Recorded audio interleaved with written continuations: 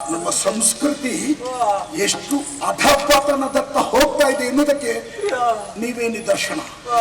ವಯಸ್ಸಾದವರು ನೀವು ಯಾರಾದ್ರೂ ಇಂತಹ ಜಿಜ್ಞಾಸೆಯ ಪ್ರಶ್ನೆಯನ್ನು ಕೇಳಿದಾಗ ಉತ್ತರಿಸಬೇಕಾದಂತಹ ಹಿರಿತನ ನಿಮ್ಮಲ್ಲಿದೆ.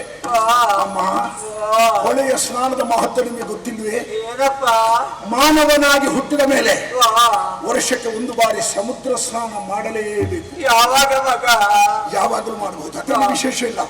ವರ್ಷಕ್ಕೆ ಒಂದು ಬಾರಿ ಬರುವಂತಹ ಎಳ್ಳಮಾವಾಸ್ಯೆ, ಎಳ್ಳಮಾವಾಸ್ಯೆಯಲ್ಲಿ ಯಾರು ಸಮುದ್ರದಲ್ಲಿ ಸ್ನಾನ ಮಾಡ್ತಾರೋ ಅವರಿಗೆ ಜನ್ಮ ಜನ್ಮಾಂತರದಲ್ಲಿ ಅಂಟಿಕೊಂಡಂತಹ ಪಾಪ ಪಾತಕಗಳೆಲ್ಲ ನಿವಾರಣೆ ಆಗ್ತದಂತೆ. ಹಿರಿಯರ ಅಂಬೋಣ, ನದಿಯ ಸ್ನಾನ ಯಾಕೆ? ಪರಮ ಪಾವನ ಪುಣ್ಯ ಕ್ಷೇತ್ರಗಳ ತೀರ್ಥಗಳು ಹರಿದು ಬಂದು ನದಿಯನ್ನು ಸೇರುತ್ತಾರೆ.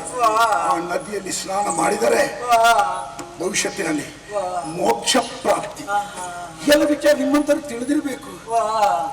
ನೀವೆಲ್ಲ ಭಾವಿಸುವುದು ಹೇಗೆ ತಿಳಿಯದವರು ಒಟ್ಟು ಸ್ನಾನ ಮಾಡ್ತಾರೆ, ಎಲ್ಲ ಹಾಗಲ್ಲ.